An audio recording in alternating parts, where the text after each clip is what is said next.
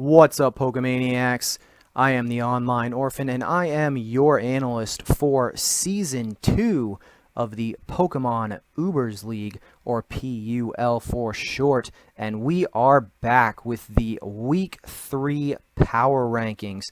So we are going to go over each team, how they fared in their Week 3 battle. We're going to rank them from 20 to number 1. And we will have a fantastic time. So let's start off with the bottom 5, of course, looking at the 16 through 20 teams. So as you can see off the bat, not a lot of movement here at the bottom, unfortunately. Starting out in the number 20 spot is the Southern Blazekins, now at the 0-3 record and suffering a 5-0 loss and a sweep to a Mega Lucario. Unfortunately, this battle did not start out well for the Southern Blazekins, as they didn't have a good switch into the Shaman Sky, and then lost the Cresselia to it very early, giving them almost nothing to switch into that Mega Lucario sweep. So, these Southern Blazekins remaining at the bottom spot after week number 3. In that number 19 spot is the Albany Dragonites, also staying where they were from last week with the 0-3 record. They did only lose 0-1. They had a solid Kyurem Black set and did almost come back in the match. However, based on the loss and the other remaining teams, could not move them up even one spot. So Albany Dragonites staying put where they are in the number 19 spot. Next up is that number 18, the Seattle Slowpokes, also suffering a loss this week and now 0-3. They had an unfortunate miscalculation when attempting to set up with the Buzzwole and losing it right off the bat there. So perhaps a misprediction on that play, but they did almost come back and reverse sweep with Dragon Dance Mega Salamence, able to set up 2 on the Arceus. Really well played, and then just not able to finish off the opponent. So Seattle Slowpokes, with the loss there, not able to move up in the rankings this week. In the number 17 spot, we have the Cardwell Colossals, now with the 1-2 record, gonna drop one spot to those Brighton Boldors at the number 16 spot, also with the 1-2 record, moving up one spot. So these coaches were supposed to face each other in week 3, and the Cardwell Colossals did unfortunately have to forfeit, so they're just swapping spots in the rankings. Really nothing more to say there. So let's jump into the next set of 5 from 15 to 11, and we will start at the number 15 spot, and the Melbourne Staryu unfortunately have another drop this week. Gonna drop 6 this week down to that number 15 spot, now with the 1-2 record and losing 0-5 this week to a Zygarde 100 sweep.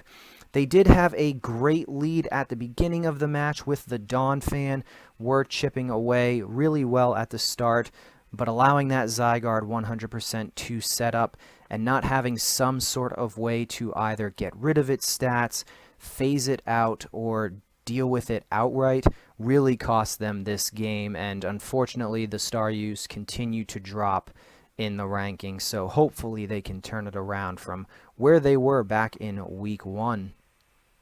In that 14 spot this week is going to be the Jacksonville Jolteon, who are now 1-2 and did suffer an 0-2 loss this week, but are going to make up a little bit of ground here. We're going to move them up one spot here, simply because of the teams below them really having nothing that would catapult them over the Jolteons. They had a decent battle, only losing 0-2 to a top 5 team, but strange choices within the battle. First of all, bringing the Rattata, but not leading the Rattata when Stealth Rocks can clearly be set up on it and break any sort of sash. And then they had no way to remove the rocks with the exception of already having Mega Sableye on the field to bounce the rocks back, which did not happen. So Jacksonville Jolteon are moving up one spot here. Hopefully they can pull out a W next week. So let's keep an eye on that as we move into the number 13 spot. Going to be the UMende Explouds are going to be sitting where they were last week as well, in that 13 spot with the 1-2 record, only losing 1-0 this week. Did get a pair of hacks in this game. Likely did not matter based on the calcs that I was seeing. And they were almost able to reverse sweep with the Scarf Mienshao at the end. It is possible that a miss from a Draco Meteor could have won them the game. So they certainly could have moved up, but the teams above them really didn't warrant the move for the Explouds this week. So they're going to stay where they are at the number 13 spot. Speaking of staying right where they are, let's continue into the number 12 spot, and that is the main red Clawitzers. Now with the 1-2 record, losing 0-2 this week, had a nice Chestnut right off the bat, made the opponent need to play around with that. But unfortunately really didn't have a way to deal with the Blissey on the opponent's side of the field once their physical attackers went down. Weren't able to stop it from healing itself, toxicking its opponents, perhaps grabbing something with Taunt, and a little bit more in the physical attacking department would have been able to help them out with that. But staying right where they were, again, not a bad loss, but they are unable to move up this week. And they ended up losing to the number 11 team, which are also staying right where they are, the Crazy Kermit Club, now with the 2-1 record, and again getting that 2-0 victory over the Clawitzers, really with a Blissey stall victory. The counter on the Blissey was a really nice touch to add to try and get rid of the physical attackers. So that was, again, a very nice add-on to the Blissey besides the standard Blissey set. But, again, a decent battle. I think without the Blissey, they might not have pulled out the W, though. So unable to move them up this week. Again, a lot of great movement in the top 10 that we will be seeing here in just a second. So let's go ahead and jump right into that top 10 now, as we'll start the 10 through 6 with the Montreal Canadienses at the number 10 spot. One of the biggest drops this week, obviously, now at a 2-1 record, and they're going to fall 8 spots this week as they did lose 0-3. And they did do a good job at the beginning of the match, playing around the Ho-Oh at the beginning. The Ho-Oh did miss a Fire Blast right to start the battle as well, but really the Canadienses were seemingly on the back foot most of the battle and not able to really get a good amount of momentum against their opponent this week. And then the Heracross coming in at the end, just having the absolute best matchup to go against them. So Canadienses not out of the top 10 yet, but falling after that big showing last week, so hopefully they can turn it around. As we jump into the number 9 spot, going to be the Black City Bisharps, now with the 2-1 record and winning 1-0 this week, jumping them up one spot here. Very nice Scarfed Bisharp in this game, able to take on the opponent's speediest Mons, and then well job in holding the Mewtwo X back, realizing it had the win condition for the Bisharps. A very overall well-played battle, very close battle, but well-played by the Black City Bisharps. In the number 8 spot this week, going to be the Haxo Haldarin here with a 2-1 record, but losing 0-4 this week, so they are dropping 5 spaces simply because of the fantastic battles from the remaining 7 teams. Now, of course, they did lose to a top team this week, so really not worthy of dropping any more than they did. They did get, unfortunately, crit, I believe it was 3 times in this battle. I don't think 2 of them mattered, but again, a couple of unfortunate crits are, of course, unfortunate. And I think there could have been a better way to deal with the opponent's Victini. Perhaps something like a Rocky Helmet Toxapex could have been interesting, and continuously trying to recover stall out the sun on Victini may not have been the best play. Just hitting it with a Scald and then allowing Marshadow to come in and threaten it out may have perhaps been a better way to deal with the Victini. Of course, we won't know, but again, Victini in the sun, very difficult to deal with, and the Haldurin just were unable to do it. So, dropping a couple of spaces here, but still a top 10 team. In that number 7 spot, remaining in the same place as last week, going to be the Blazing Infernapes, now with a 2-1 record, and winning 1-0 this week, the AV Primarina. Very well played, making all the right reads in this battle with the Primarina, really blowing back the opponent with that. But again, this was the battle where they could have ended up being reversed swept by the Scarf Mienshao, and if that Draco Meteor at the end of the game ended up missing, they would have lost that battle to Drain Punch Scarf Mienshao, really just putting in the work. But again, they were able to pull out the victory, so no drop, no move up for the Infernapes, but still holding on to their top 10 spot. And the number 6 spot this week, just missing out on the top 5, are the Warsaw Weaviles, now with the 2-1 record, with a nice 3-0 victory this week. And again, really holding on to that Heracross at the end of the battle to ensure that it could go ahead and finish the win off for them. Was really well played, allowing the rest of the Mons to chip down on the opponent.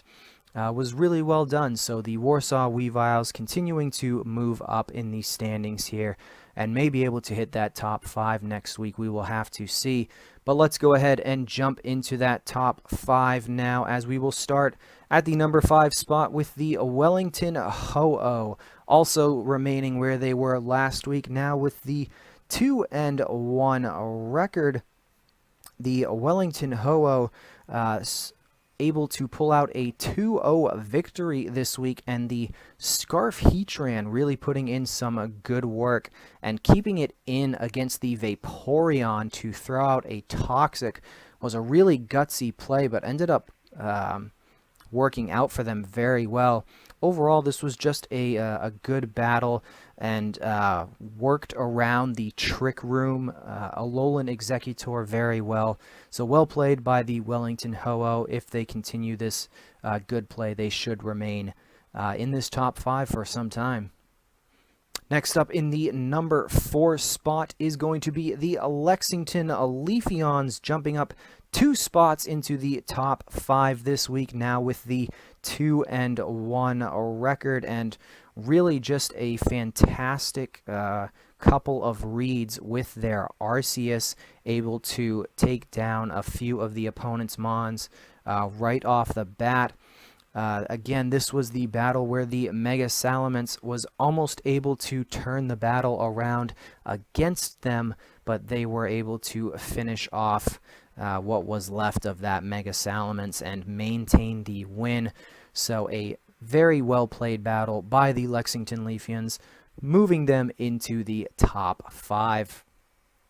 And next up in the number 3 spot, we have the biggest mover of the week, the Cleveland Crobats, now with a 2-1 record, moving up 11 spaces this week with a convincing 5-0 victory with that Zygarde 100 sweep, setting up all over the opponent, bringing a nice rest coil set. Worked out very well for the Crobats here. They did even have an unfortunate Meteor Mass miss Meteor Mash Miss. Wow, say that one 5 times fast.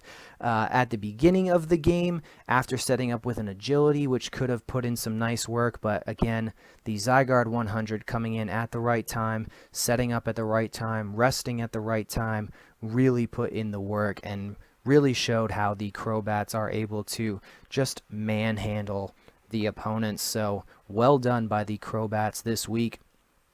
As we jump into the number 2 spot, the Calverton Kinglers jumping up 2 spaces here with a now overall 3-0 record and a convincing 5-0 victory, setting up and sweeping with the Mega Lucario onto the opponent, really just annihilating any chance they had, starting out with that Shaman Sky into the Mega Lucario. The opponent really had no way to handle it after the Cresselia went down, so well played by the Calverton Kinglers. As we move into the number 1 overall spot, and once again maintaining his number 1 seed is the Boston Celebi, now with the 3-0 record and a 4-0 victory this week. Heal Bell was a great bring, allowing the team to not be consistently toxic throughout the battle. Played very well around the opponent's Marshadow as well, and the Choppleberry on the Cobalion was a perfect item for the Cobalion to have to go ahead and continue picking up its kills this week, and really just overall solid play from the Celebi allowed them to maintain their number 1 spot. So guys, if you enjoyed the power rankings from week 3 of the Pokemon Ubers League, hit that like button down below and subscribe for all of our great Draft League content. Go ahead and check out the links in the description to where you can find the coaches from the league, as well as myself. You can come and check out my channel where I have a ton of Draft League content, or check me out on Twitter as I'm always on there as well. So guys, if you enjoyed, thumbs up, greatly appreciate it. Once again, I am the Online Orphan, and I am signing out.